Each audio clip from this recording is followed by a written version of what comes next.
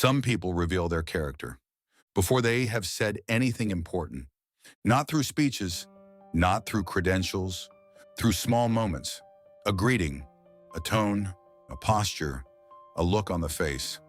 When an older person begins to speak, because the way a man handles older people says more about him than he often realizes. Daniel learned this early, not in a classroom, not from social media, from home. He grew up around the kind of instruction that sounded simple, but carried weight. Greet properly, watch your tone. Do not become too familiar too quickly. Do not let confidence become rudeness. Do not speak to older people as though self-control is optional. At the time, it probably felt ordinary. Later, he realized it had built something inside him that other people could feel almost immediately. That is why comments kept repeating themselves. Wherever he went, if friends brought him home, their parents noticed. If older relatives met him, they noticed. If he entered a room where people had become overly casual, slightly sharp, too quick to interrupt, too comfortable saying anything in any tone, he stood out without trying, not because he was loud, because he was controlled. Someone would always say some version of it. Your friend is very respectful, and that sentence matters more than people think, because older people have watched many kinds of men. They have seen charm without substance, confidence without discipline, style without manners, opinions without wisdom. So when they meet a man who knows how to carry respect naturally, they recognize it quickly, not as performance, as character. A lot of younger people do not understand this now. They think respect for elders is old-fashioned, too cultural, too formal, too restrictive. But respect was never really about making yourself smaller. It was about learning that not every space should be treated casually, that your mood is not a license to speak however you want, that your impatience is not a mark of honesty, that familiarity is not maturity. This is where many men get it wrong. They think bluntness means strength. They think sarcasm means confidence. They think speaking to everybody the same way means authenticity. Sometimes it only reveals that they have never learned how to adjust their energy to the weight of the room. Daniel could disagree. He had opinions. He was not timid. He was not trying to impress everybody, but he knew something important. You can disagree. Without becoming disrespectful, you can be confident. Without becoming loose, and you can be modern. Without becoming mannerless. That is why respect for older people does more than make elders comfortable. It shapes how everybody else sees you too. The younger ones notice. Your friends notice. Their families notice. People begin making quiet decisions about you based on what they see in those moments. Can this man be trusted around family? Does he know how to control his tone? Does he have humility or only opinions?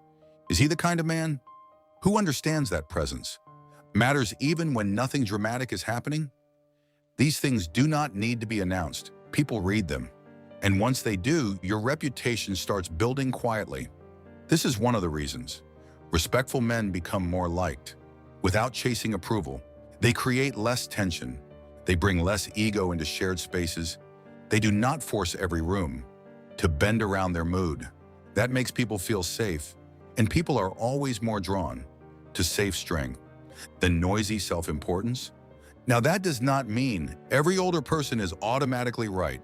Some are difficult, some are stubborn, some are unfair, some can be sharp, outdated, or hard to deal with. But that is exactly where character is tested, because respect means more when it is not effortless. Any man can be polite to someone easy. The real question is, what happens to your standards when the conversation becomes frustrating?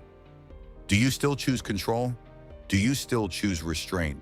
Do you still remember that a man who cannot govern his tone is not as strong as he thinks he is? Daniel had seen other men lose themselves in these moments, rolling their eyes, cutting people off, using first names, with a kind of hidden contempt, saying shut up, swearing back, speaking to elders, like irritation had canceled discipline. And every time it happened, the same thing was lost, not the argument. The man Because once a man becomes careless with how he handles older people, the issue is no longer opinion. It is self-command. If this is resonating so far, subscribe.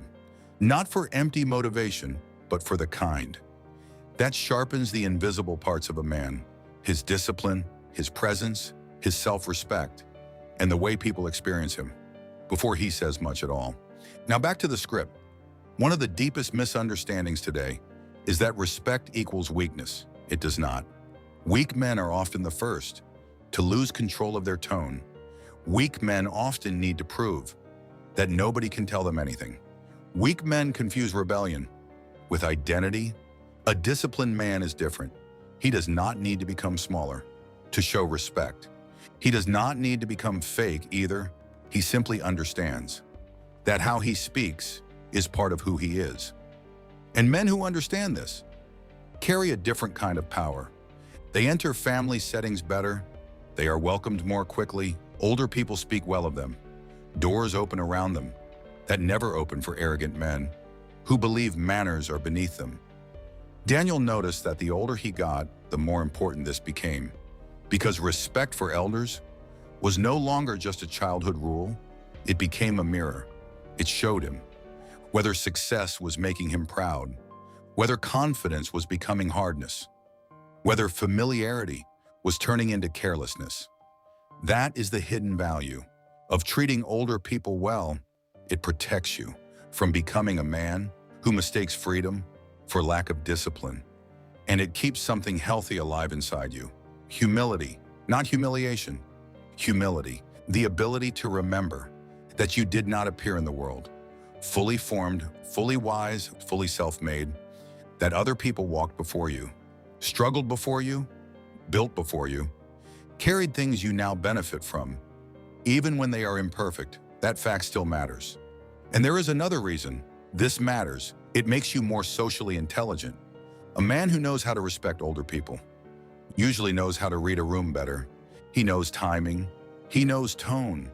He knows that not every joke belongs everywhere. He knows that not every truth needs to be delivered in the roughest possible form. That kind of awareness translates everywhere: workplaces, relationships, friend groups, mentorship, marriage, community. Because once people see that you know how to carry respect in one setting, they assume you will probably know how to carry yourself in others too. That is why respectful men often feel more trustworthy. They look safer with responsibility, safer with families, safer with influence, safer with intimacy, not because they are perfect, because they have shown they can govern themselves. So what does respecting older people actually look like? It looks like greeting properly. It looks like choosing your tone carefully. It looks like not swearing at elders because you are irritated. It looks like not telling them to shut up because you feel challenged. It looks like not becoming casually rude just because culture around you has become more relaxed. It looks like listening fully before replying. It looks like disagreeing with restraint. It looks like carrying enough internal discipline to remember that respect is not something you turn on only when status is present. And yes, it may mean simple forms of honor too. Auntie, uncle, sir, ma. Whatever expression fits your world without becoming artificial. The point is not the exact word. The point is the posture behind it. Because respectful language is often just visible evidence of invisible discipline. So what does it mean when a man respects older people? It means he is not ruled by impulse. It means his confidence has not erased his humility. It means he understands that character is seen in ordinary moments. And it means he knows that real strength does not become careless just because it can. Daniel did not stand out because he was trying to look impressive. He stood out because restraint is rare now, because humility is rare, because respectful men are easier to trust, easier to welcome, and easier to remember. That is why people notice, not because respect is dramatic, because it is disappearing. And when a man still carries it naturally, people feel the difference immediately. So respect your elders, not because you are weak, not because you have no voice, but because the way you treat older people reveals your discipline, your upbringing, your self-control, and the kind of man you are becoming. Let the ideas compound.